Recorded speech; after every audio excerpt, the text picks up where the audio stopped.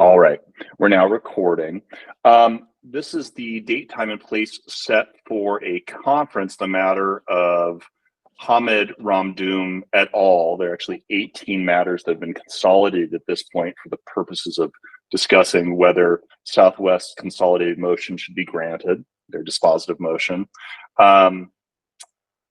What we want to do today is get statements, position statements from the parties, and I'd like to ask some questions about their stances after I hear their statements.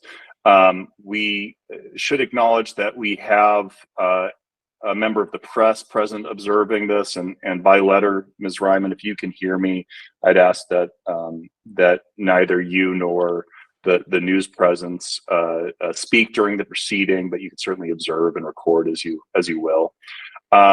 What I'd like to do is start off and let's do a roll call, see if we've got most of our parties here, or at least their representatives, and see whether we need to give anybody a few more minutes before we get underway. Let's start with the attorneys. Attorneys for Southwest. I'm going to ask you to state your name so that I can then use your name going forward without making a fool of myself. Go ahead. Yes, good morning, Judge. Peter Prinkevich and Sean Aller of Littler Mendelson representing Southwest Airlines. Okay, thank you. Scott Cooley announced his presence just a moment ago, so I know he's here. The claimants' attorneys, can you announce yourselves as well? This is Lee Seaham of the law firm of Seaham, Meltson Peterson, and we are representing 9 of the claimants, those claimants who were referenced or in the caption of the original motion to consolidate. Okay, and the claimants that I could list them.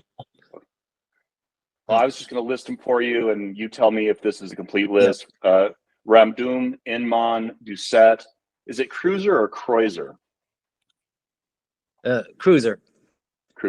Harrison, Bartow, Gonzalez, Serrano, and Chaffee. Those claimants are all ones that you represent? Correct. Okay, then why don't we move next to the individuals that are representing themselves in this matter, and we will see who is present amongst that group. I'm going to go by last names because unfortunately I only wrote down last names. I don't want to open up each individual matter. Pride. Present. Rose. Okay. Witham. Present. Graham. Present. Kurth. Present. Buckhold. Present. Hespelt.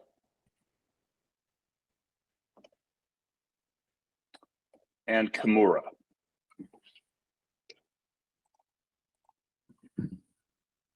Okay. All right. So that should be everybody. I'd appreciate it if anybody would tell me if I have omitted anybody from my roll call. I think we've mentioned all 18 parties. All right. Well, seeing as we're missing a few of the unrepresented individuals, I know we said we were going to start at 11. Let's give them just a couple more minutes to show. If we don't have them by 11:10, we'll get underway. Is that acceptable to the attorneys? Yes, Judge, thank you. Yes, Your Honor. Thank you. Yes, Your Honor. Okay, wonderful. All right, I'm going to put myself on mute. I'm going to take myself off camera, and we'll wait to see if a few more people show, and then we'll get underway. Keep in mind, I can still hear everybody, even though I'm not visible.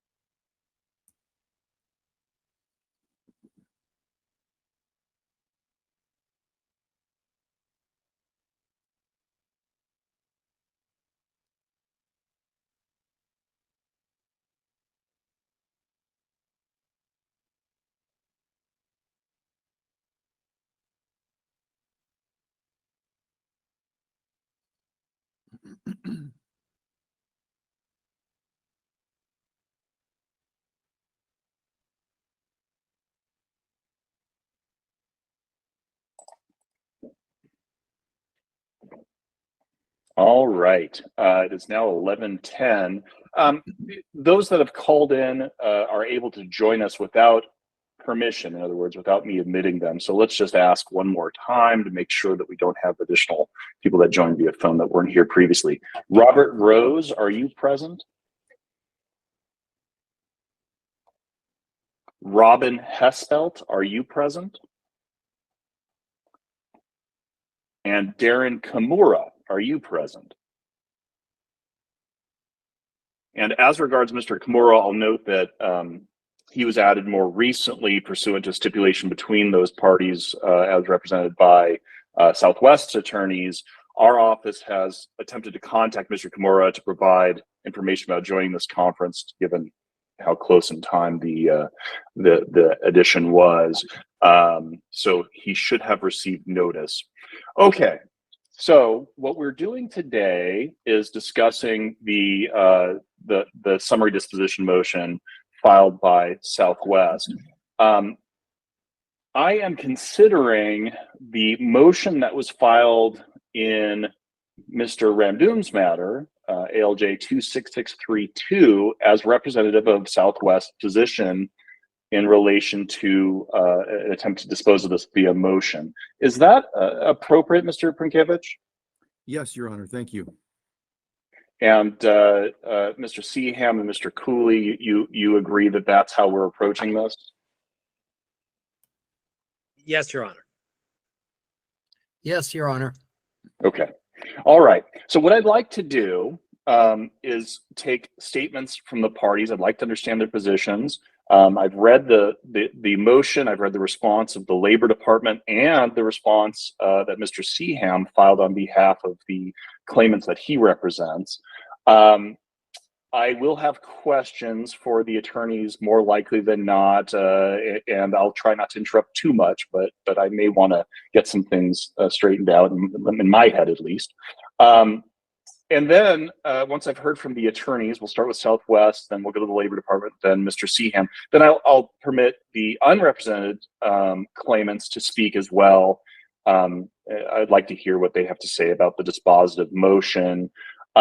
Once we've heard from the parties,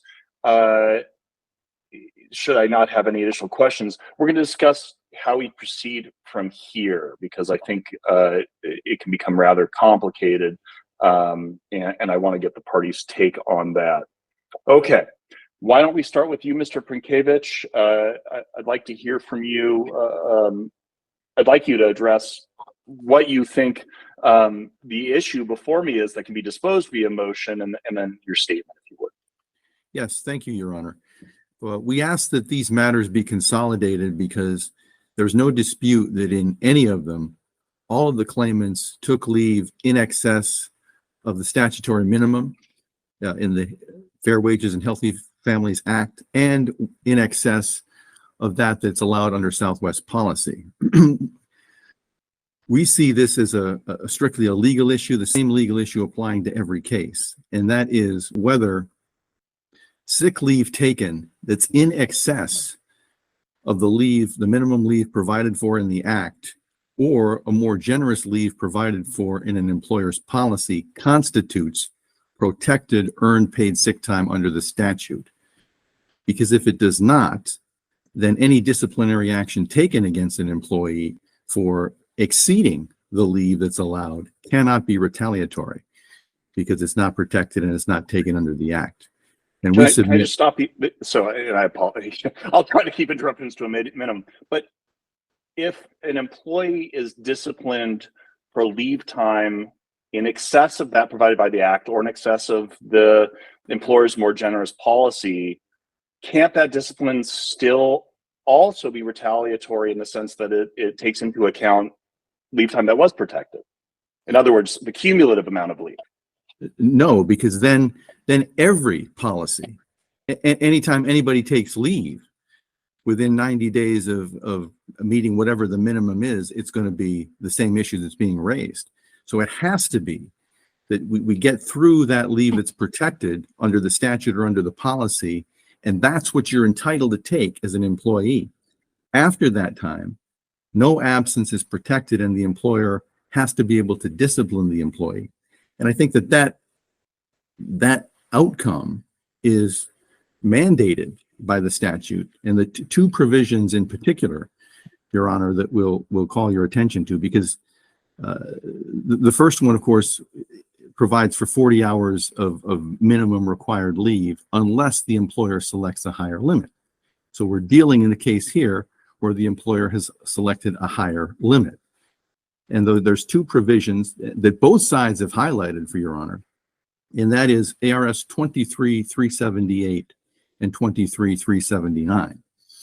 And as pointed out by counsel in their brief, the title of 23-378 is Encouragement of More Generous Earned Paid Sick Time Policies and No Effect on More Generous Policies or Law. No effect on more generous policies or law. So Part A of that section says that nothing in the article, in the act itself, shall be construed to discourage an employer from adopting or retaining an earned paid sick time that's more generous than the one required.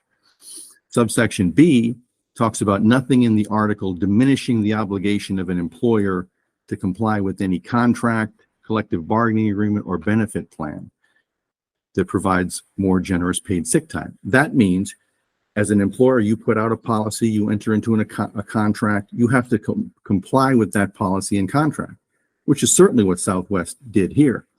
So when you have a statute that says it's not to be construed to discourage employers from providing more generous leave, the way that the Department of Labor construed the statute here, it does just that, because here we have Southwest providing for more than double the leave that's allowed, that's provided for under the statute, and getting penalized because in Mr. Ramdoon's case, it didn't discipline him at all until he took 30 days, 300 hours of leave within a 12-month period. And that is far, far in excess of what is allowed. And if section 23-378 wasn't clear enough, I think the next section even makes it more clear, as it says, and this is 23-379, the title is Other Legal Requirements. This article provides minimum requirements pertaining to earned paid sick time and shall not be construed to preempt, limit, or otherwise affect the applicability of any law, any other law, regulation, requirement, policy, or standard that provides for greater accrual or use by employees. What the Department of Labor's decision did in each of these cases certainly construed the act to affect how Southwest policies applies, because it applied a penalty as though the leave, the 30th day of leave that Mr. Ramdoon took, was protected under the statute. And in every provision, Your Honor, where the statute talks about retaliation, it talks about discrimination, it always talks about retaliation for activity that's protected under the statute, leave that's requested or taken that's protected by the statute. And the protected leave is either the 40-hour minimum or in Southwest case, the 9-day, 90-hour provision. Anything beyond that is not protected and there cannot be retaliation. So, Mr. Perkevich, it sounds to me like what you're saying is that Southwest was offering a more generous earned paid sick time policy than the statute requires. Is that correct? Correct. And it's Southwest's position that 9 days or 90 hours of sick leave were protected in the manner of earned paid sick time. Is that correct? Yes. So, I mean, and you've mentioned the 30th day in relation to Mr. Abdoon, but we're talking about, 18 claimants with varying fact circumstances.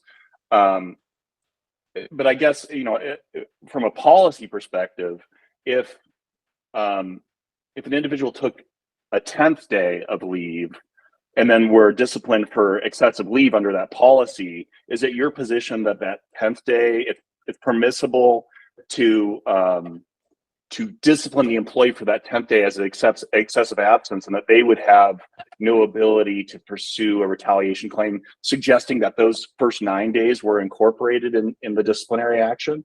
Yes, that's absolutely Southwest's position. And that's what we feel is clearly mandated by 23-378 and 379.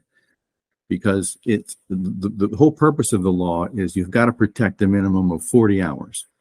Employers can provide more. And if they do, nothing shall be construed to discourage them providing more.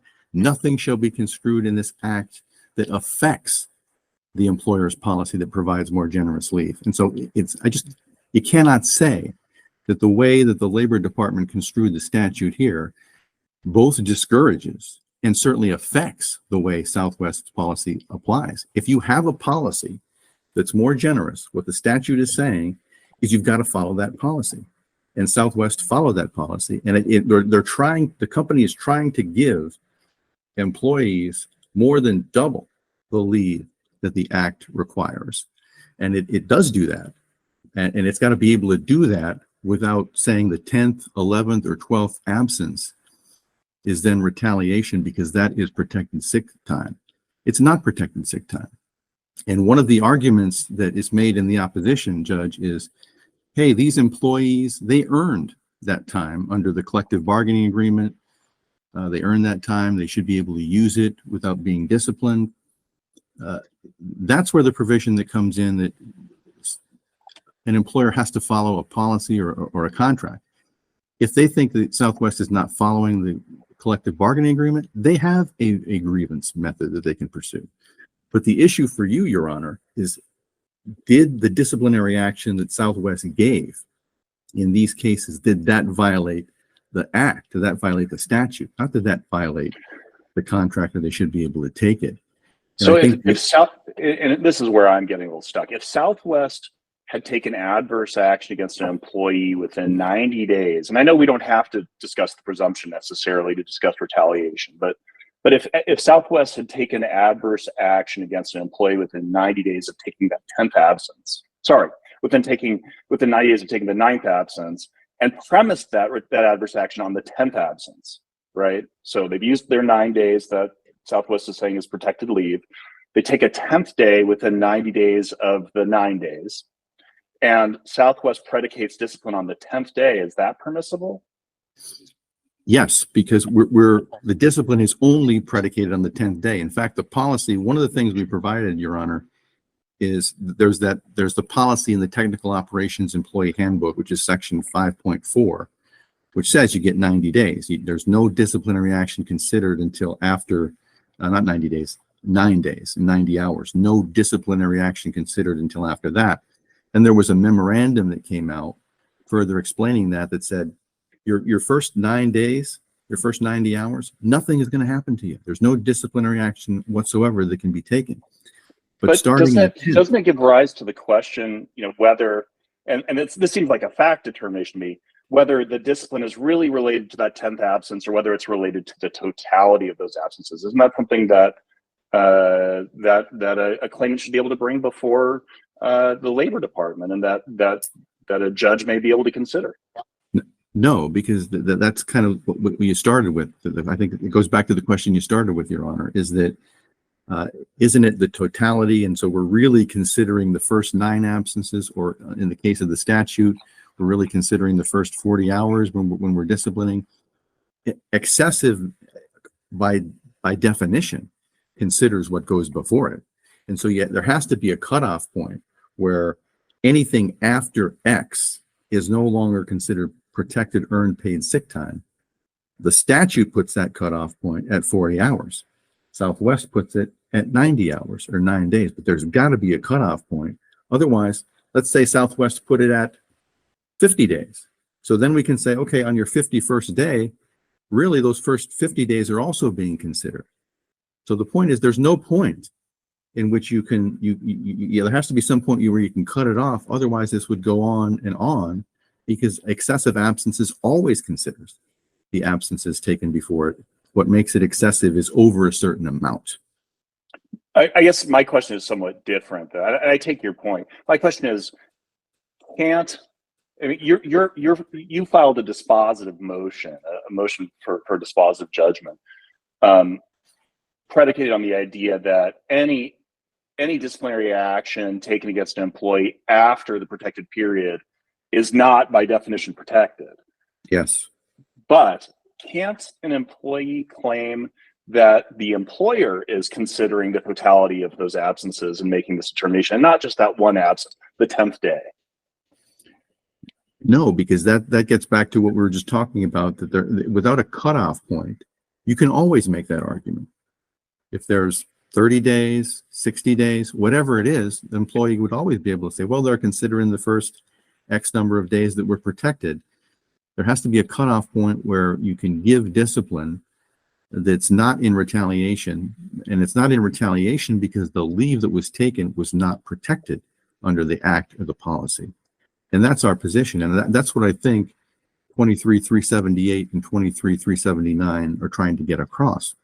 And that's why we did it in the form of a dispositive motion, because there aren't any facts that would show that that disciplining an employee for 10 or more absences violates the statute. It can't be done, because that would require an interpretation that would affect the application of Southwest policy in violation of 23-379, and it would certainly discourage Southwest and other employers from having a more generous policy. Otherwise, why would you do this? You'll just say you get the 40-hour minimum, and anything over that is clearly not covered under the act, so you can be disciplined for it on your 41st hour or your 5th day. So the point is, as a matter of law and as a matter of interpreting the statute, there has to be the cutoff point. That's what our argument is. Southwest, in the materials that you submitted, incorporated a policy that allowed them to discipline employees for leave taken in excess of the 9 days or 90 hours that it deems excessive leave. Is that right? Yes. So 1 day beyond the protected period, according to Southwest, could be deemed excessive absenteeism. Is that correct? Yes. And I think that's true under the statute too. If Southwest didn't have this policy, 1 day beyond the protected 40 hours in the statute, you could be disciplined for without it being retaliatory. It's the same thing, whether it's, if we have no policy and it's day 5, or if we have a policy and it's day 10, the same thing applies. So there's no, in Southwest size, there's no need to establish that it is indeed excessive absenteeism that justifies a disciplinary action. It's just unprotected leave, and at that point, Southwest can do what it will with that leave. Yeah, and that's why I started out, Judge, by saying the issue is whether leave taken in excess of the statute or taken in excess of a policy is protected, because everything that the statute protects in terms of discrimination and retaliation is for activity that is protected under the article, which means activity that's protected earned paid sick time, but it's not protected when it exceeds a certain amount. And the employer here has drawn the line at 9. The statute draws the line at 4, but there has to be a line. Could an employee provide evidence that, while the employer is stating that this disciplinary action is to scold them or discipline them for absenteeism in excess of the protected leave, it actually pertains to the protected period, the first 9 days. In other words, they're dinged for the 10th day, and the employee believes that this is actually about the entirety of that period. Could they then present evidence to the labor department that this is just a ruse, that this is not about the 10th day, this is about the full period, and Southwest doesn't want to respect, or the employer, let's not say Southwest, the employer doesn't want to respect the protected period? No, they cannot. And that's why we need a legal argument, because the policy is known. It's provided to employees ahead of time. So they know that if they get 9 days, if they take the 10th, that's where the discipline can start. So you by saying, well, it's really for these first 8 days that are protected, that's why there's a cutoff. And that's why it's communicated to employees, so everybody knows what the cutoff is. That's why the statute communicates it as well. And I think that the result would be the same under the statute. If there's no policy, then you can't have an employee who comes in who's disciplined for the 5th day or the 50 hours and says it's really for the first 4, because it's the 5th day is not protected. Even if there's a fact dispute over whether that's the real intent of the disciplinary action. Well, that's what I think, Judge, there can't be a factual dispute, because the policy says this is when the discipline will happen. We followed the policy. Everybody knew what it was beforehand. And in every case, when you get that 10th day, we have the ability to discipline you, because the 10th, 11th, and 12th, and so on, are not covered. They're not earned protected sick time under the statute. Okay, Mr. Prinkevich, was there more that you wanted to add to your statement? Otherwise, I have a couple more questions for you. Yeah, just two things, Judge, that I wanted to address from the claimant's filing, because the claimant cited a federal case from, I think it was 2021, and said, here's how the federal courts are interpreting the statute. There's a contrary federal case. So there's one both ways. There's a case called Martin versus Arise, which is a 2023 Westlaw 4237332, where Judge Hemetawa specifically says that the act, the Fair Wages and Healthy Families Act, protects the first 40 hours of leave that an employee takes.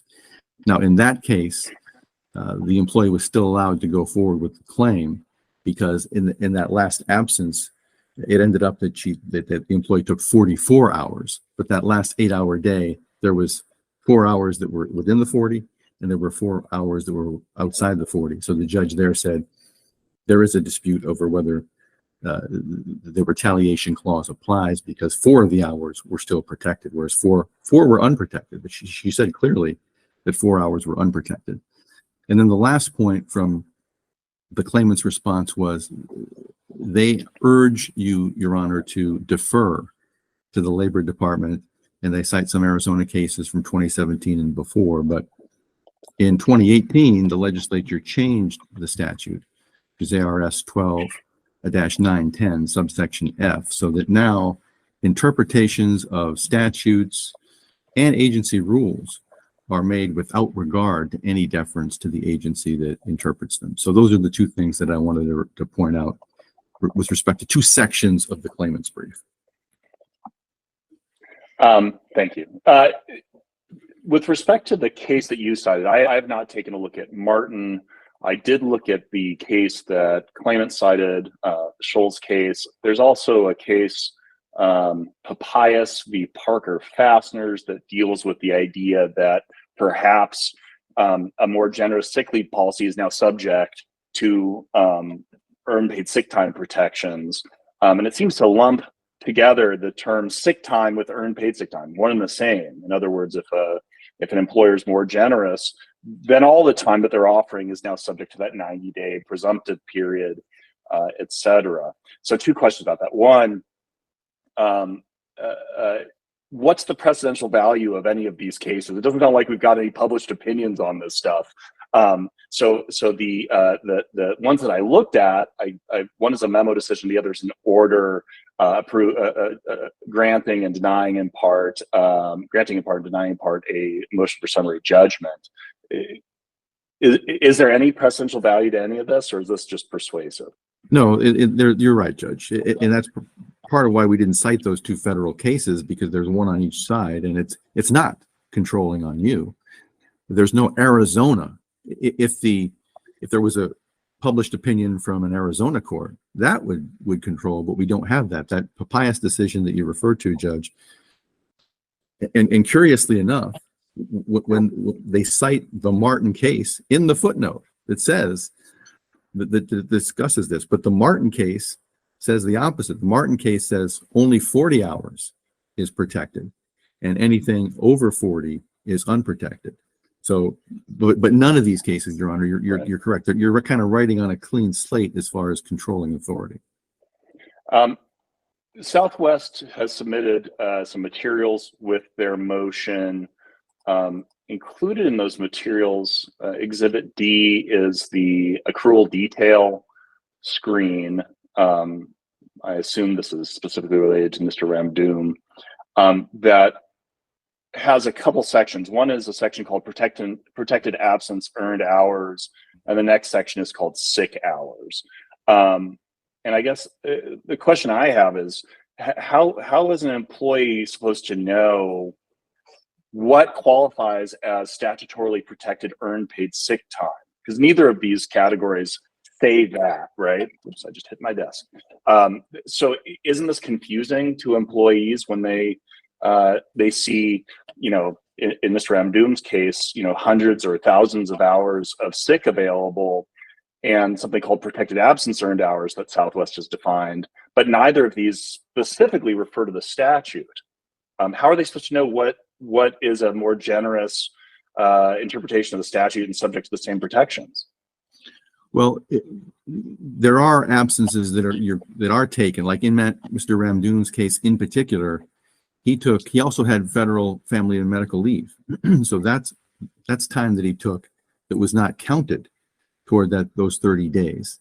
So although there's no notation in the statute, the employees can see on the accrued detail how much time they've accrued. And that time that they've accrued under the CBA doesn't mean it can all be used without penalty. That was one of the arguments that claimants made. This is the time I have, I should be able to use it. But this is not the forum to make that kind of argument. But as to how should the employee know what's protected and what's not protected, well, the Family and Medical Leave Act does not count against your earned paid sick time under the statute or under Southwest policy. But every other absence that it's taken that's not protected by the Family and Medical Leave Act or some other statute would count.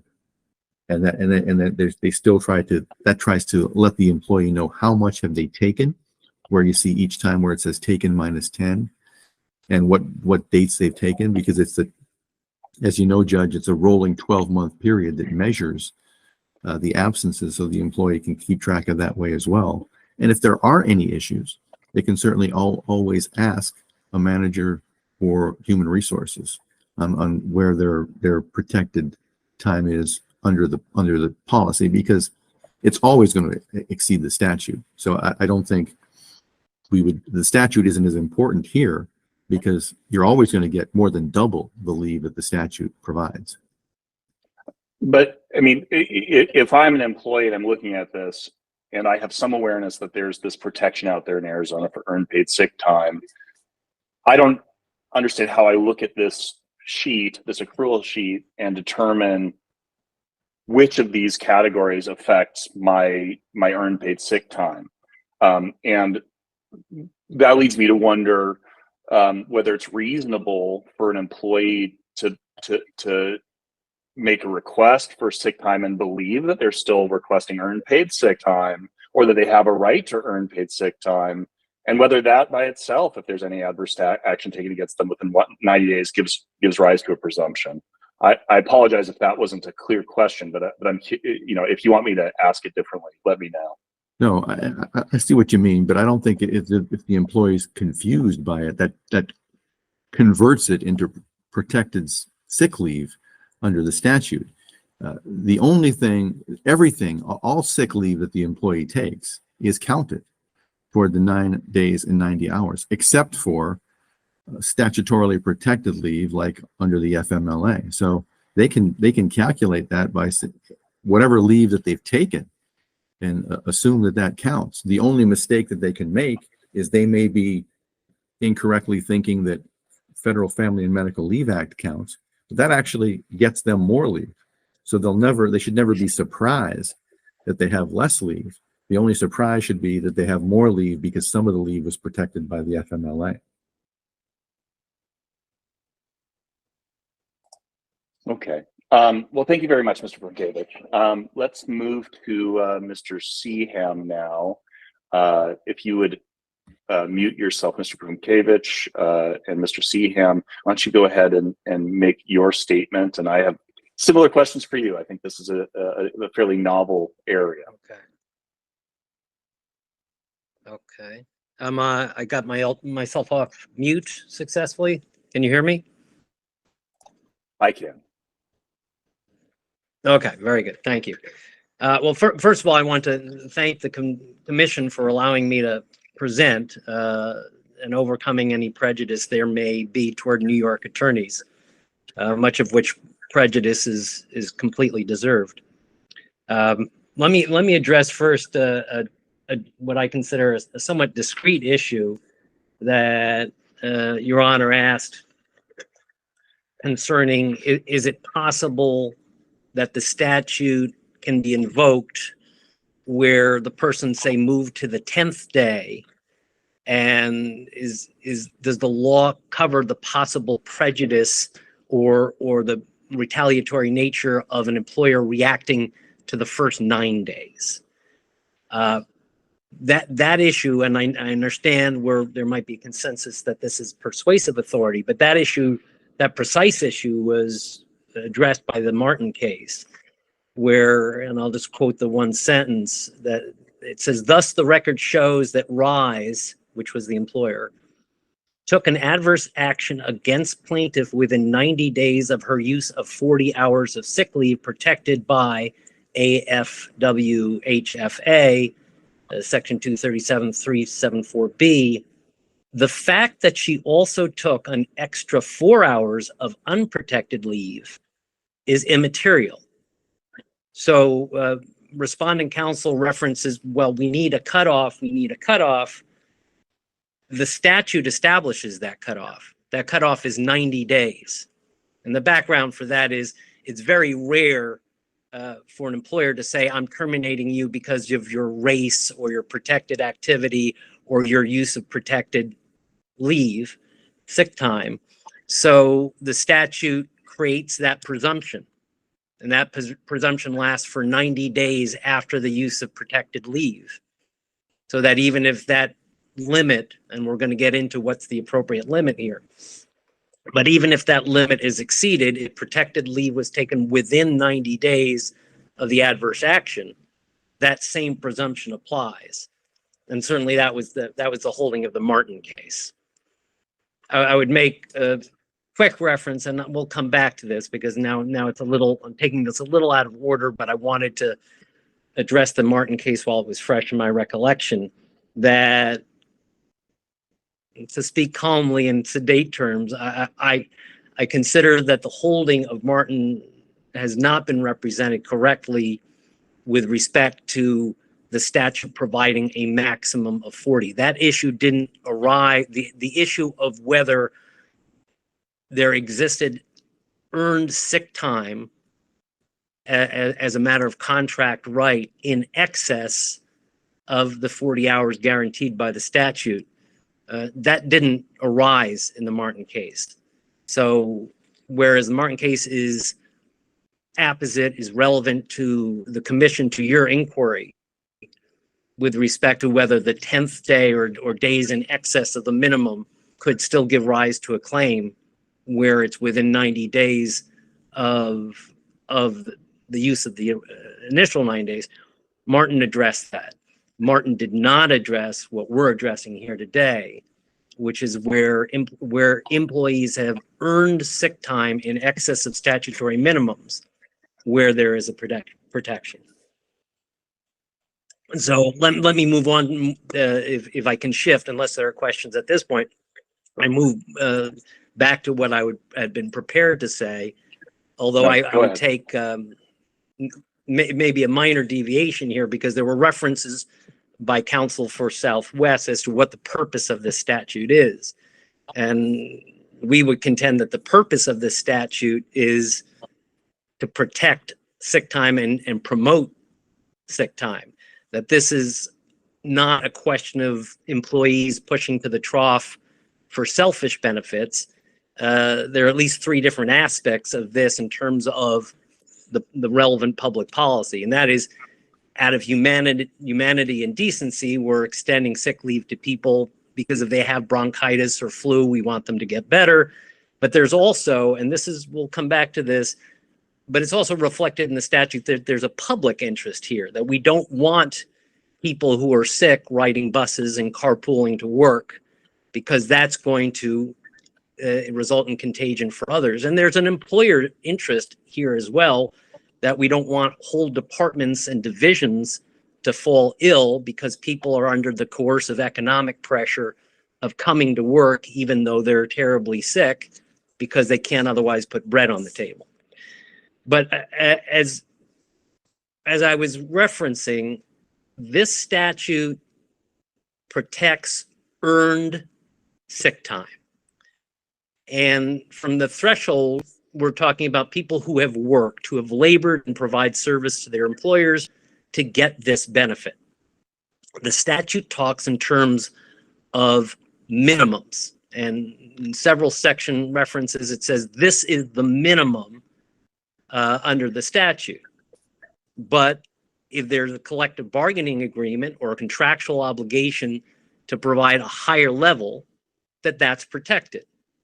Now, there has been, and I won't mince word here, there's been, in our view, a fundamental misrepresentation of what the applicable standard here is. And Judge Hauer, have we lost you, or are you still there? I am still here. Thank you. Oh, okay. I'm sorry. We just lost your video.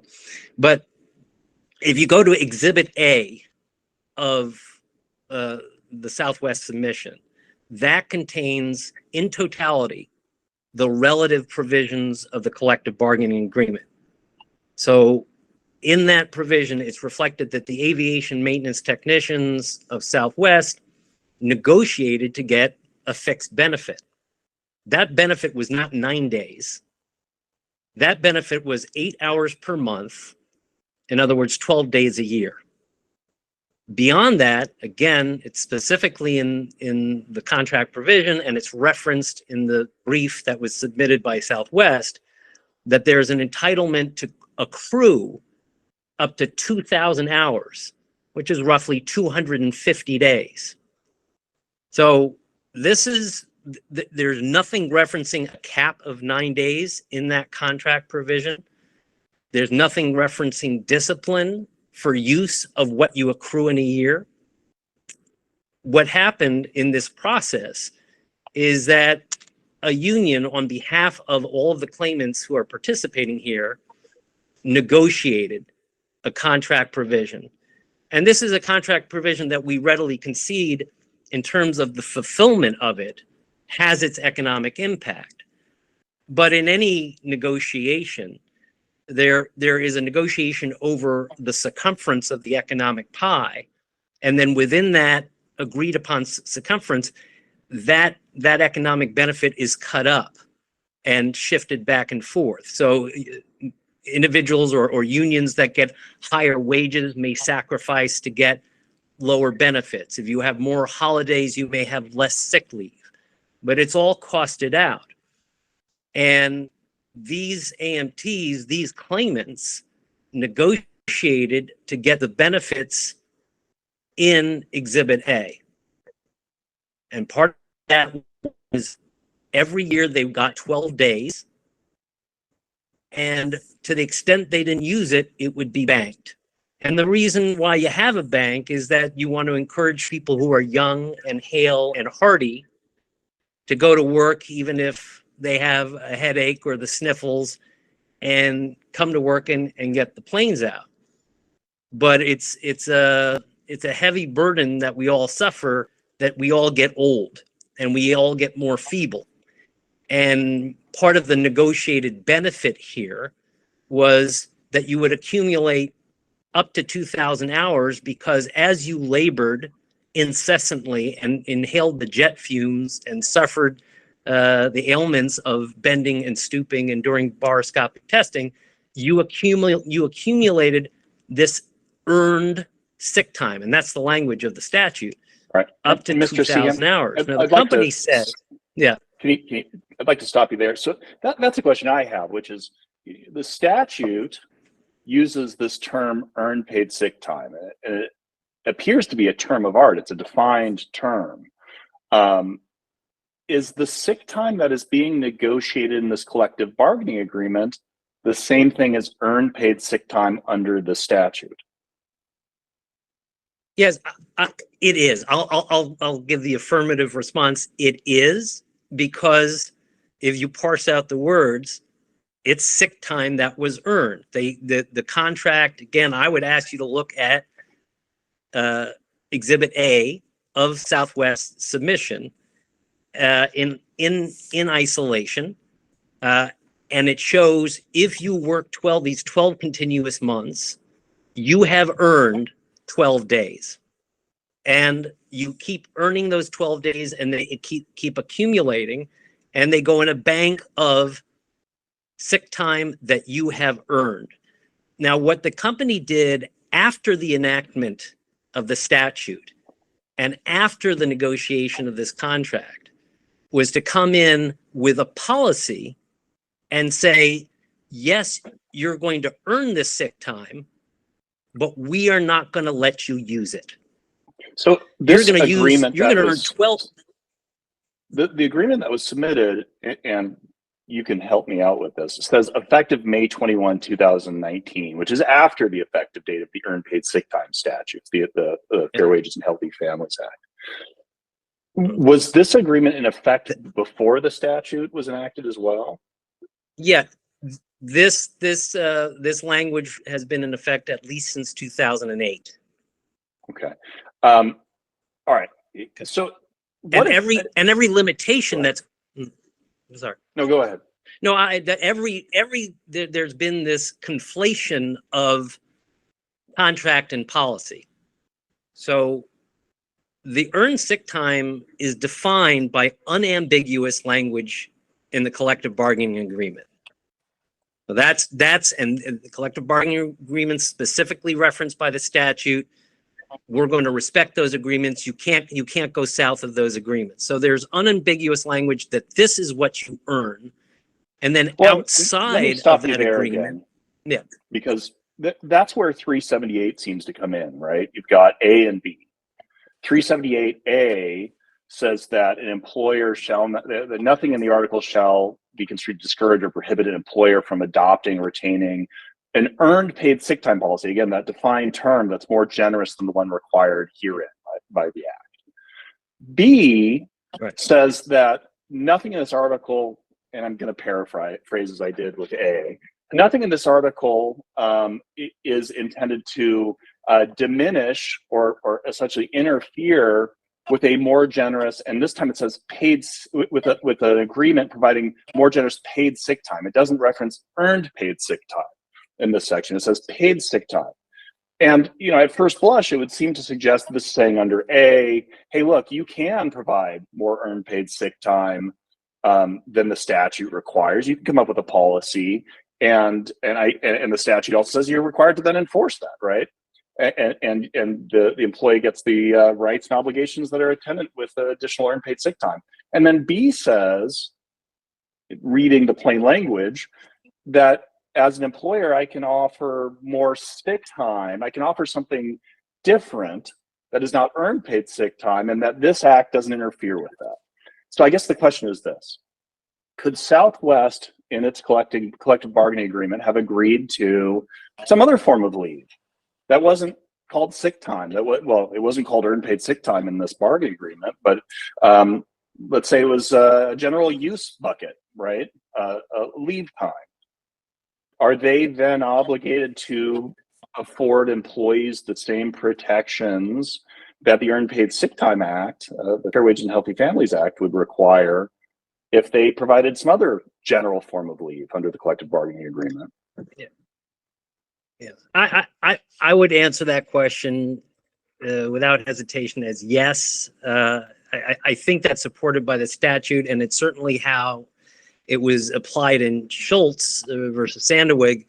And again, we understand that's persuasive authority, but they're going through the 23 or parsing out and quoting in its entirety 2337(8)(b. The court reacted that a plain reading of this language suggests that defendants who choose to provide a more generous paid sick time package do not have a diminished obligation for those hours in excess of the statutory required minimum. Now here, that's an at-will employee. That's a paralegal in a law firm who used 115 hours, still had 35 hours in a unilaterally granted policy by the employer to grant up to 150 hours of sick time. And again, looking at the 90-day presumption, her adverse action was suffered within 90 days. And she had, and again, although it was beyond the statutory minimum, it was within what the company had unilaterally granted. Here, we're not talking a bit about a unilaterally granted provision. We're talking about unambiguous contract language in Southwest Exhibit A that says this is what you get. This is what you earn by reporting to work and fixing aircraft and not calling in sick. You earn those 12 days. And now the company, and for me, it's and for the claimants, this is a half step away from Orwellian. So how can you earn 12 days in a year, but if you use 9 of those 12 days, you're subject to discipline, and within the 4th event, subject to termination? And how can Southwest you, by working Mr. with Seaham, Southwest is arguing that the 10th day is subject to discipline under their policy. That's not protected, therefore there's no cause of action, really. You're taking the opposite position in kind of the extreme, right? You're saying that they should be able to use 2,000 hours of banked sick time pursuant to the collective bargaining agreement without being subject to any excessive absenteeism policy, or at least with the presumption that any adverse action would be considered retaliatory. Is that correct? It's correct, except I reject energetically the characterization that this is extreme. It's and I different, only but mean this, that on these the people, opposite side of the coin, Mr. Seaham. Yeah, but I do don't mean extreme in the no, sense that I understand. I know, I understand. We're dealing with people, and because I don't want the impression left that this is some excessive entitlement. This is earned, and this is what the statute goes to. That this is over decades. Some of these individuals have accumulated that sick time, and what the company is arguing is for. It's arguing it would be analogous to if I can put $10,000 in Citibank or Wells Fargo or Bank of America, and now the bank can tell me I've decided you can only get 7,000 of that 10,000 back. I mean that we would consider embezzlement. Someone who works 20 years when they're young and healthy. Let me stop you there. They accumulate that time. Mr. Seaham, I take your point. Yeah. Let me ask you this. Mr. Prungievich said in his statement that there is other recourse if somebody is not getting the benefit of their bargain. I would ask the same question. Let's say you could accrue 10,000 or 20,000 hours of vacation time, but the employer said, hey, look, we can't afford to let any employee use their entire bank of vacation time. We're going to tell them they can use it for X amount of days, but beyond that, we just can't afford it, even though you have the time available. My understanding is that under employment law, that does happen. The employer retains the right to deem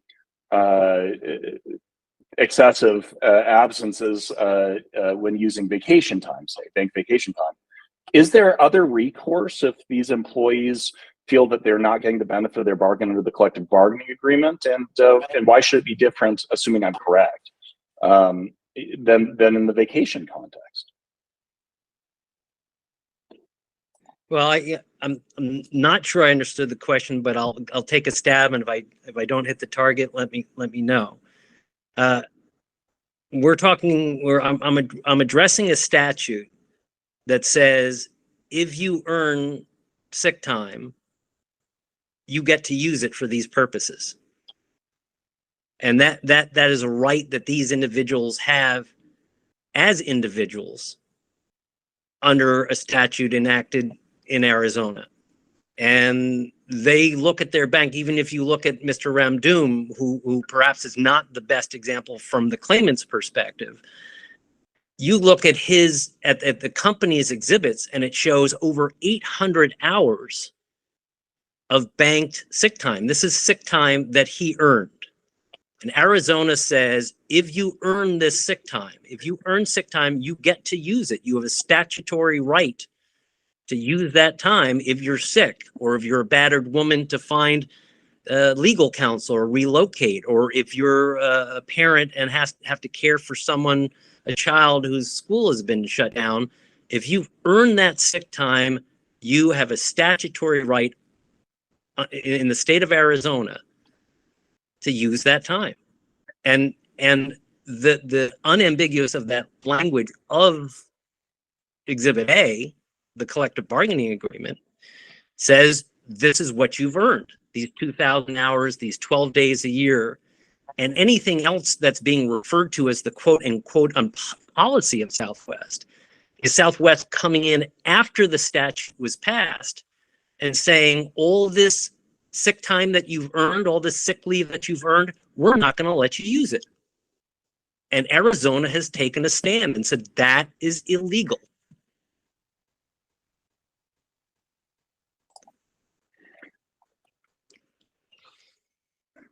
Okay, thank you. Is there more that you'd like to add to your statement? I didn't want to stop you from finishing. No, I think we've touched on the statutes. It's interesting they reference different statutes very quickly, because I think most of this or all of it is addressed in our brief. 23372 emphasizes this is a minimum standard in terms of the 40 hours. 23378B was referenced by Schultz, and the federal court there said the plain meaning of the statute indicates that where it says nothing in this article shall be construed as diminishing the obligation of an employer to comply with any contract or CBA, that clearly protects under the Arizona statute the entitlement to hours that exceed the minimum of the Arizona Act. And then the director of the Labor Department for the Industrial Commission of Arizona relied on 23374C when she decided she referenced the statutory language that provides it shall be unlawful for an employer's absence control policy to count earned sick time taken under this article as an absence that may lead to or result in discipline or any adverse action.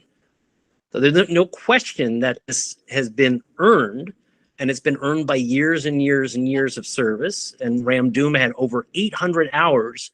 And when you think, well, if he's going to be limited to 9 days per year, he would never be able to use that, even prior to dying.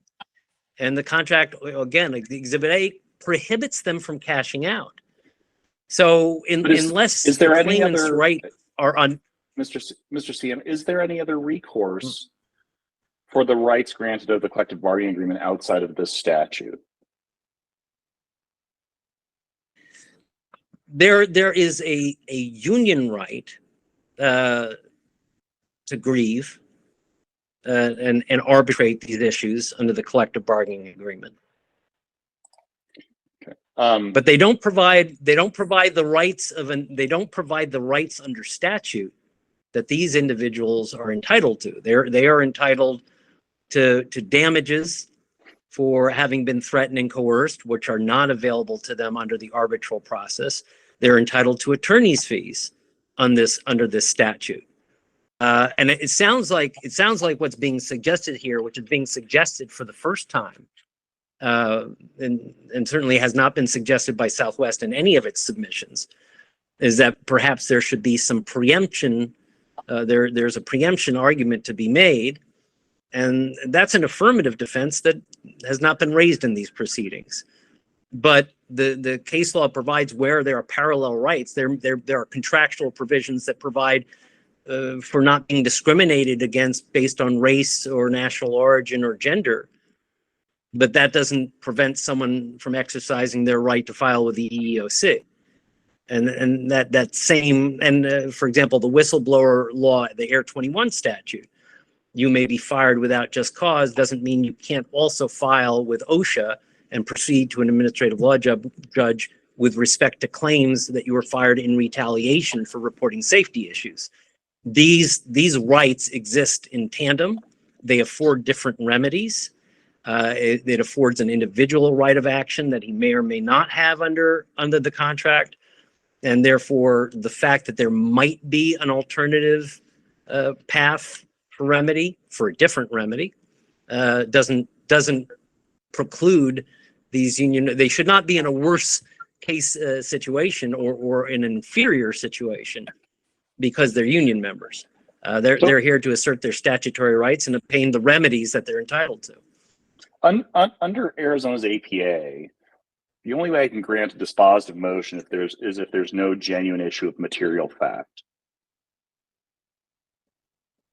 Is it your client's positions that there is no factual dispute here, that it's a legal determination as to whether or not the amount bargained for constitutes earned paid sick time versus Southwest's policy concerning earned paid sick time, or does that require a hearing process to determine?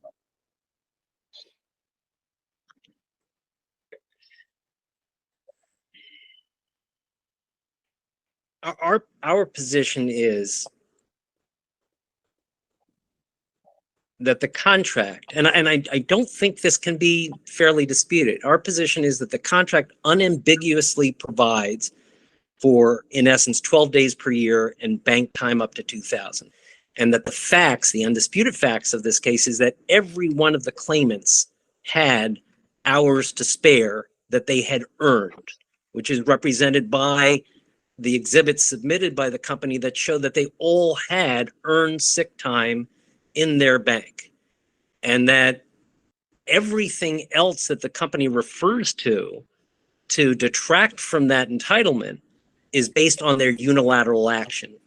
So that if a company is ever entitled to subvert the rights of the statute, to eviscerate the rights of the statute based on its unilateral action after the agreement has been put into place, then we might as well tear up the statute. It means nothing for an employer to say, well, now this is not convenient for us.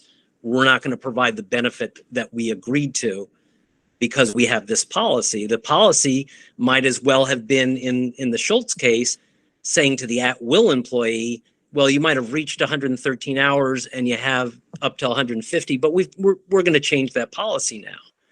That can't be the way that the statute is interpreted, because then the statute evaporates. So that's my long answer to say that, yes, I think this is subject to summary judgment on the issue of whether Arizona law protects hours in excess of the minimum guarantee.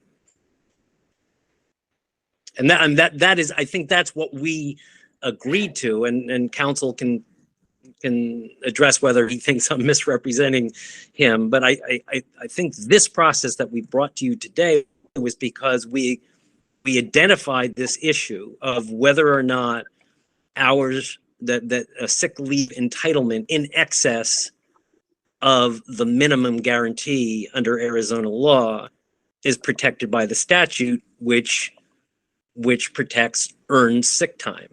And that strikes us as a legal issue. What perhaps has complicated this to some degree is the issue that has been brought up today is well, what if even assuming that there's a 9-day limit, or even assuming someone exceeds his or her bank time, and none of the claimants here have exceeded their bank time, is there a cause of action? Is there a presumption created in favor of the claimant and against the employer, where action has been taken within 90 days of usage of whatever is determined to be the protected amount? And then we do have the Martin case that says yes, that presumption applies.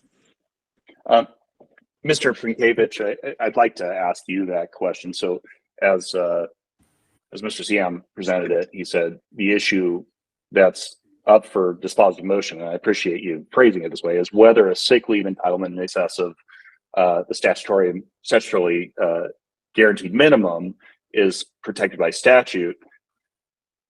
Is that the question here? Because it still seems to me that there is clearly a disagreement between the parties as to the amount of hours that were actually considered protected, whether it's 9 hours, whether it's 2,000 hours. And is that purely a legal dispute, or is that a factual dispute?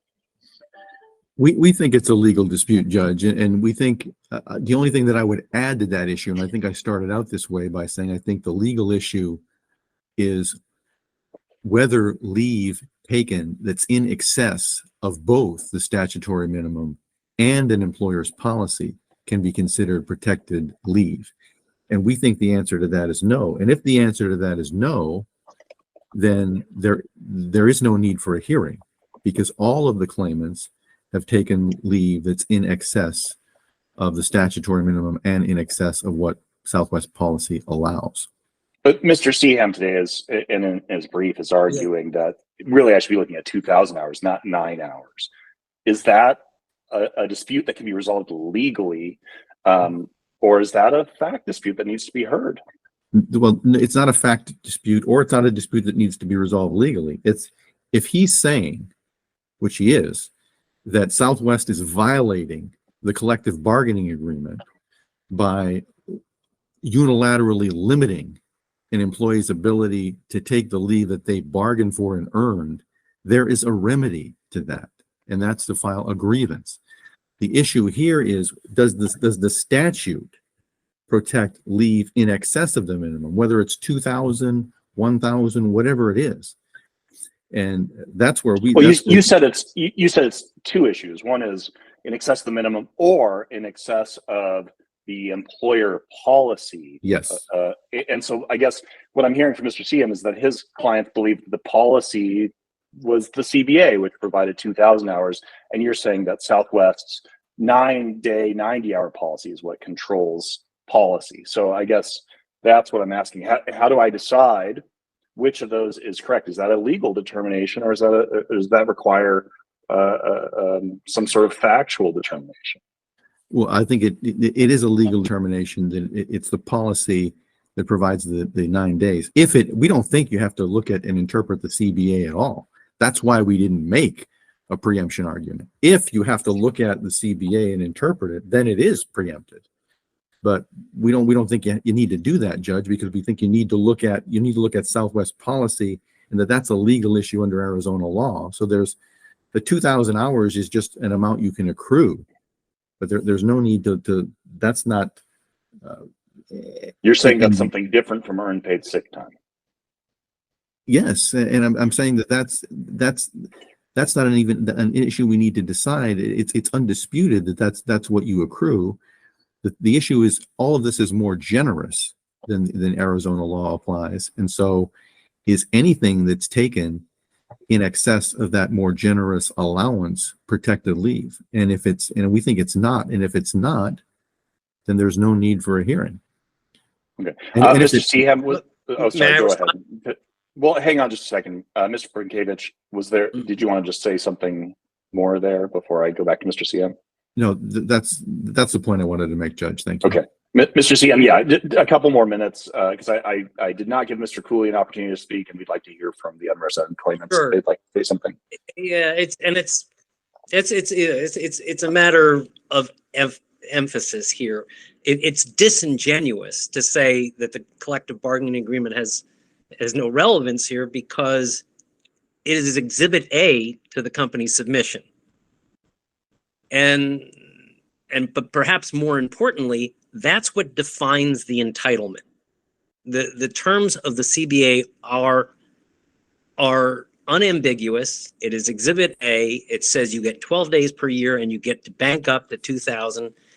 And then what happened later, and this is why we can't conflate the terms agreement and policy, is that there was a sick leave entitlement created by a collective bargaining agreement. Mr. CM, I and then the I company think we're covering the same territory. I understand what you're saying. Okay. My concern is that it seems that there has to be a first hurdle we overcome before we determine whether time beyond that which is granted by policy or agreement is protected.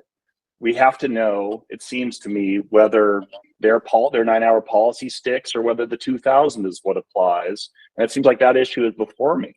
Would you agree? Yeah, and you're no, I don't, because what this law that was enacted by the state of Arizona says is that once an entitlement is created, the company can't take action to prohibit the use of that entitlement.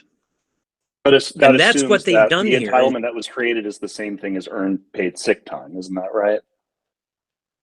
It does, and that's the legal determination that's required. But isn't that what Mr. Prokevich is arguing, that that's not what this collective bargaining agreement created? Wouldn't you agree? And that I didn't hear that. What I heard was a conflation of policy with contract, and that by policy we mean that the company can from one moment to the next decide that you don't get to use what you earned. Mr. Prokevich, can There's you no question in answer those that question? Yeah, yes. There's no deciding from one moment to the next. The policies is published, it's out there, and that's the policy that applies. And I'm asking you, are you saying that the 2,000 hours that they can bank according to the CBA, is it Southwest's position that does not constitute earned paid sick time? Yes, that does not constitute earned paid sick time, and that is not the policy that's applying. The policy is the 9 days, 90 hours that is in effect. Right. And I think I understand the positions of the parties. Mr. Cooley, you filed a response to Southwest's motion.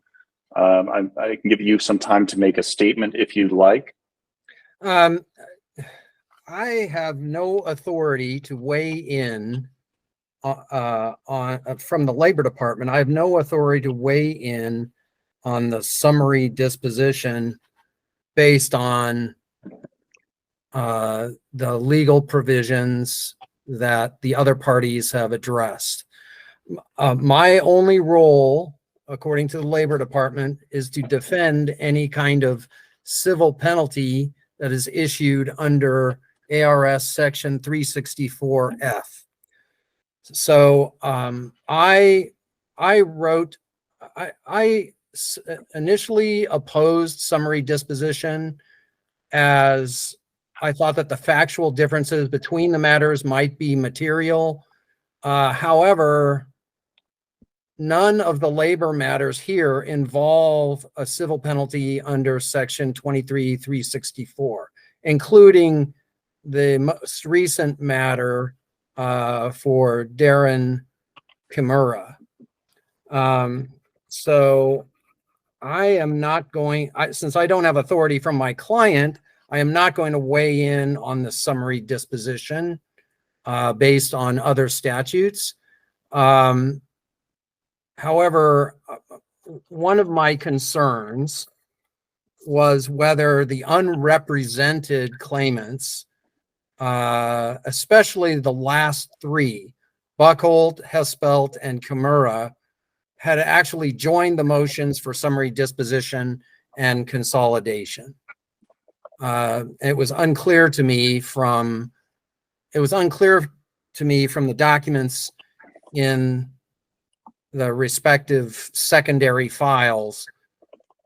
So that was a concern that in terms of the fairness of the hearing, I felt I could at least ask that question. Mr. Cooley, does the Labor Department have a position on what constitutes earned paid sick time in this context? In other words, I'm hearing from Southwest that they have a policy of 9 hours or 90 days. And I'm hearing from Mr. CM, who represents claimants, that we're talking about a possible accrual of 2,000 hours of earned paid sick time.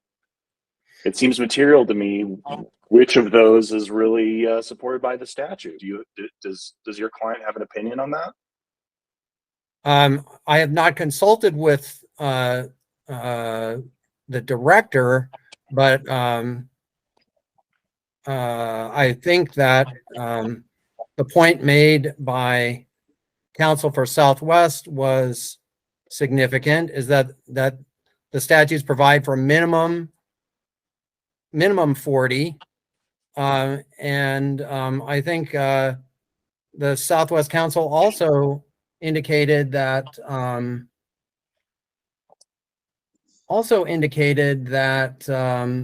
a more generous policy, and I don't see why a collective bargaining agreement,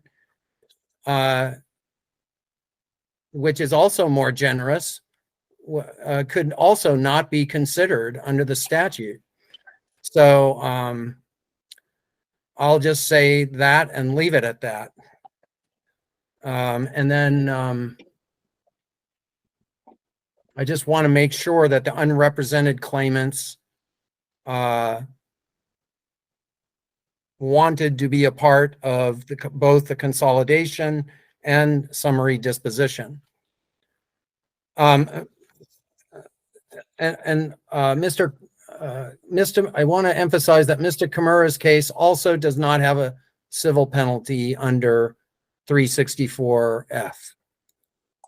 Thank you, Mr. Cooley. And none of these cases do. Yeah, and I've reviewed the underlying determinations by the Labor Department. Let's go to our unrepresented claimants. Mr. Pride, are you still with us? Yes, I am. All right, I appreciate you and your patience. Is there a statement you'd like to make in regard to the motion filed by Southwest? I guess the only statement I would have is that, you know, as a 30-year employee, I have more than 1,000 hours of secured sick time. And the policy for the 9 days, I believe I went over, I had 10 days. And my span was from 2022 to 2023. And this is supposed to be a rolling calendar, but I went from 1 year to the next. So it just seemed a little retaliatory to me to not give me a warning that I'm at the 9-day mark. But I only went to 10 days. I don't really have a whole lot more So, to say. Mr. Pride, I haven't spent significant time with the facts of your specific case, but you're saying that you were disciplined on the 10th day. Is that correct? Yeah, I only took 10 days of sick throughout the course of 2022 and 2023. And when I came back to work, I was disciplined with a letter in my file, which of course is the first of steps for termination. The first letter is the start of it. Okay, thank you. Is there anything more you'd like to add today? No, I think that's all. Thank you. Okay, thank you, Mr. Pride. Let's go to Mr. Witham. Are you still here? Yes, sir. I'm still here. Okay, please go ahead. Mine's really similar to Jeff's as well, except I haven't been with the company near as long. I got my first write-up at 13 days. And then shortly after, I had actually received a second one because I had already accrued on the 14th. I've been told that I could do FMLA just so that it doesn't get dinged against me, which I'm lucky enough to not have any real family issues. I have 3 kids in school. My wife is a nurse, so sicknesses come home, but nothing that really justifies having to get FMLA. Try not to use the sick time unless I absolutely have to take care of either myself or my kids. And it's rough when you have to worry about either getting written up or risking losing a job. It's just kind of hard that way. Thank you, Mr. Witham. Thank you. Mr. Graham, are you still with us? Yes, Your Honor. Would you like to make a statement? Yeah, I just, I feel like I was being threatened with termination because, it's not hard to use more than 9 days of sick time in 12 months, especially if you get COVID twice. So that's my position. That's all I have to say.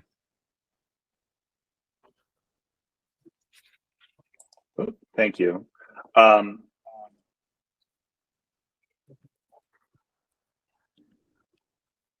Brett Kurth, are you still with us? Yes, Your Honor, I'm still here. All right. Would you like to make a statement? I'd just like to follow on. I mean, I was 9 day, or I was punished on the 10th day as well when I came in, and I kind of just want to reiterate that how easy it is for us working, different, with all sorts of different things, how easy it is for us to use our sick time, and there really is no way for them to warn us that we're getting close to it. We just kind of have to guess on it, and then they penalize us with a letter, and they say it's not a disciplinary letter, but the first step says that it's the first action for the discipline to terminate. So I think that's just where I want to go with it. Thank you. And then we have Adrian Buckhold. Are you still with us? Yes, Your Honor. Okay. Would you like to make a statement? Yeah, I have pretty much the same stuff as the last couple of people that have talked, other than nobody seems to bring up that the Southwest attorney stated that that Southwest doesn't change it from one time to the next, but yet we used to be judged on occurrences until this 9 days came up. And an occurrence was the amount of time that you take off. And we were given 5 occurrences. And then if you went over that 5, then you were disciplined with a letter and intimidated that way, stating that's the first process of being fired. And again, like Kurth, COVID played a big part in my disciplinary letter. I had it twice, and my occurrences accounted for that. And we all know what COVID did with everybody. They didn't want you coming to work. So what are you supposed to do? Take your earned sick time that we've earned and have accumulated, but we can't spend it without getting disciplined. So without that, again, it's earned. Everybody's wanting to know if it's earned. We've earned it. We work, and we earn it. If you don't work, you don't earn it. That's all I have to say. Okay, well, thank you, Mr. Buckhold. All right. Is there any unrepresented party that I have not asked to offer a statement? I think I've covered everyone. If I've missed you, please speak up. Your Honor, yes, this Your is Honor. Who is speaking? this is Darren. Oh, let's do one at a time, and I can't tell you who gets to speak first because I don't know who's speaking. So, somebody say something first, and I'll try to hear you out. I'm sorry, I don't have a better process for this. Okay, this is Darren Kimura. I was present the whole meeting, just that I guess I was muted. Oh, okay, thank you. I'll mark you as present. Mr. Kimura, Mr. Cooley raised concerns about you not perhaps being made aware of this or not consenting to the consolidation. If you'd like to address that, you're welcome to do so. Do you want to make a statement? It was just last week, I guess I approved being consolidated with everybody. My That's thing my is, understanding. like with majority of everybody that filed a grievance or with this, hearing was pretty much the same, where after 10 days, we got kind of like a letter and threatened with termination if we had any other absences. And just on my behalf, this is just a fraction of the people that would have filed but didn't file, that was, threatened with termination because of exceeding the sick policy from Southwest. So it's not just the 18 people, it's a lot of them just didn't want to file. But and like they were saying, 9 days in a calendar year, and it's a floating calendar year from when the first day of your sick and accumulated throughout the whole year. After a year, it'll drop off slowly. Like if you had 7 days and then you went over 9 and then you went 10, it'll drop off if you where it's started in January, or there was one in June, it'll drop off and you'll be back down to 7 or 8 or whatever. But it was just, and like Adrian said, that it used to be occurrences where you could take 3 days as one occurrence and maybe 1 day. Everybody has different illnesses or family emergencies that we use for earned sick time accrued. And it just felt, being threatened after being there for so many years was just unfair. And this is pretty much what all this is about, being unfair to employees that's been there and earned sick time. Mr. Kimura, you raised an interesting point. Are you suggesting that people who receive disciplinary letters may have received letters regarding an occurrence that lasted more than just the day that went beyond what Southwest considers protected leave? Well, so the policy before, when you had an occurrence, you could have been out for 5 days, 3 days, and it'll be just one occurrence. I understand. And My question is, if you were disciplined for a 10th day of absence, assuming 9 days were protected, at least that's Southwest's position. Yes. If you were disciplined for the 10th day, is it your understanding that 10th day may have been part of an occurrence that also involved the prior 9 days? Right. It could have been in the old policy. So if you went over 5 occurrences, but yet you would have been in excess of 9 days. Okay. And you wouldn't have Thank you, gotten a Mr. letter Kimura. because you didn't pass the occurrence part. Is there anything more you wanted to add? No. Thank you for hearing everybody. And then there was one more person who wanted to speak, but we were getting them tied up with Mr. Kimura. Who's that? Yes, Your Honor. My name is Bartow. First name is Dirk. Okay, and you're represented by Mr. Seaham in this matter. Is that correct? That is correct, Your Honor. Okay, Mr. Seaham, I'm considering your statement as representative of the statements of the represented parties. Mr. Bartow, I'm inclined to do that. Is there some reason that I should hear from Mr. Bartow separately? And I'm going to address that to Mr. Seaham. Well, he is represented, and I would defer to the policy of the tribunal, the commission, with respect to represented. So, Mr. Bartow, I'm employees. going to Mr. Bartow, I'm going to permit Mr. Seaham to act as your representative as he is. And so he is speaking on your behalf today. Okay. Yes, Your Honor. All right. Thank you. Is there any other unrepresented individual that has not yet spoken? All right. Hearing none, let's talk about what comes next. So Mr. Seaham and Mr. Brinkevich are proposing that this matter, or at least the issues raised in dispositive motion, may be ruled on without any additional hearing process. it still seems to me we have a concern about which version of this policy we use, not version of the policy, whether we accept the 9 days, 90 hours that Southwest is recommending versus the 2,000 potential accrued hours that the represented claimants are discussing.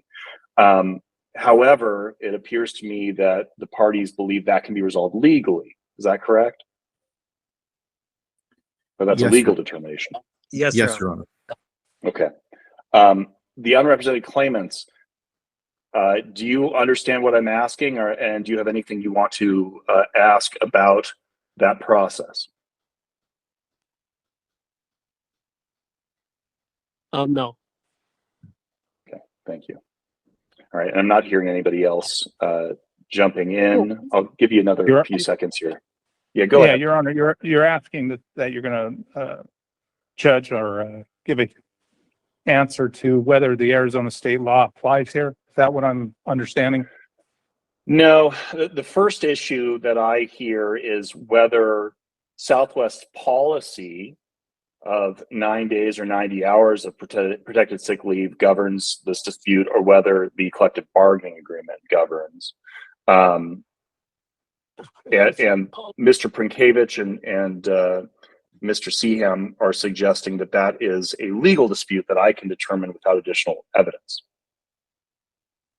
Does that make sense? It understood. And then once I make that determination, the next issue would be whether hours used in excess of whichever the policy or the collective bargaining agreement is adopted, the hours used in excess of those, can those be considered protected? Can they be considered in a retaliation claim?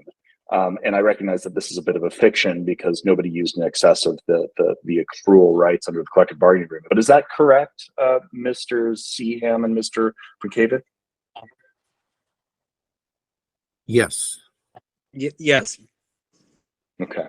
All right. Now, I think having those questions lined out is helpful for me.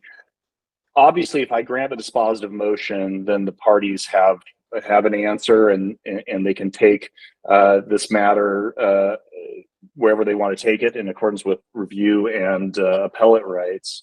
If I don't grant this motion, in other words, if I find that that we cannot dispose of this matter by agreeing with Southwest, essentially, do we have a need for individual hearings? Because it seems to me there would still be a consideration of whether retaliation actually occurred, even if the presumption applied. Is that correct? I'll ask Mr. Seaham that question. Yeah, well, I guess I want to stop with the first, or start with your initial comment that this I would consider in effect that what's presented to the commission are cross motions Okay. that the parties have agreed that the issue of liability can be decided in a dispositive motion, and that Okay. what would be left would be determining damages. But that these Okay. cases in terms of liability can go up or down, will go either affirmative or negative based on your decision. And unless, of course, you find that there are fact issues that remain to be addressed. Thank you. And I appreciate you So it's- stating that you consider it a cross motion. That wasn't clear to me. All right, Mr. Prinkevich. Your Honor, yeah, that is what we agreed to. I think the purpose was, let's present this. Let's let you decide this on the papers. The only issue that came up today that might throw a wrinkle into that is you were raising the issue, and we were discussing it in response to the question you raised. You said, let's say that you agree that there's a cutoff of 9 days, and the 10th day Southwest can discipline. You were raising the point, shouldn't the claimants be able to say that these other days were also considered, and isn't that a fact issue? I said, no, I don't think it's a fact issue because a line needs to be drawn. But if the court were to decide that that is a fact issue, then I think whether the 90-day presumption would apply to claimants has to be taken claimant by claimant, because as you heard, Your Honor, there's some who received discipline on the 10th day, and so maybe the 9th day was within the 90 days of the 10th day, and then there are others who received discipline not until their 15th day or the 30th day, and so the 90-day presumption would drop out of the picture. So if the court finds that there are fact issues that require hearings, I don't think that we can. I don't think the hearing can be consolidated into one hearing because there are differences among the claimants. Thank you. Mr. Cooley, do you want to weigh in on this issue? I agree with the Council for Southwest. If there are fact issues, then there would need to be hearings or one hearing. Well, it would seem that there are more questions that are raised under those circumstances, because if we can consider that there would have been retaliation of those circumstances, the defense, or the employer, I should say, the respondent should be able to argue whether they can overcome the presumption, or in the absence of presumption, whether retaliation existed at all. Don't you agree? And that might require individual hearings, is my point. Yeah. Okay. All right. For the unrepresented claimants, I essentially, what's being proposed is that if I were to determine that there are some factual issues that still need to be determined, we may still have hearing processes about those. However, if I review the arguments made today and reach a conclusion that this can be determined on a purely legal basis, meaning the parties' arguments are sufficient to get us through to determination, then we'll do that. If anybody would like to weigh in on that, they're welcome to do so. So I'll open the floor to the unrepresented claimants to speak if they wish. Your Honor, I know I'm not supposed to say anything because I have And again, yeah, Mr. Ramdoom, I would ask that you allow Mr. Seaham to speak on your behalf in this process. You've hired an attorney. Any of the unrepresented claimants that would like to weigh in?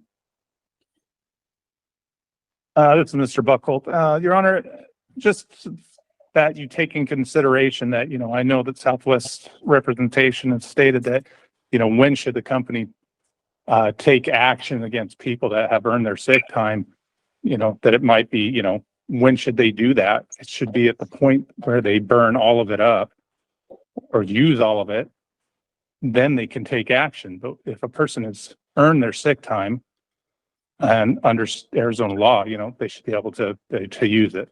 That's my only point I want to make. Okay, thank you. And that's essentially Mr. Seaham's argument, is that the accrued hours under the collective bargaining agreement are protected in the same manner as the hours that the statute affords employees.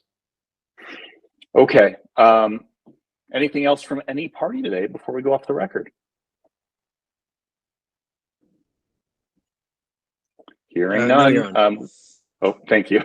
Mr. Perkavich, anything more? No, thank you, Your Honor. Appreciate it. Okay. All right. Thanks to all of you. I appreciate those who appeared today and offered their statements, and the represented parties as well. And I will take these arguments and positions into consideration and deliberate and issue a determination. And depending on the outcome, that'll dictate the form of that determination. We will go off the record. As I mentioned earlier, this recording will be available in the portal. So if anybody would like to return to it, they're welcome to do so. Take care, everybody. Have a good weekend. Thank you, Your Honor. Thank you.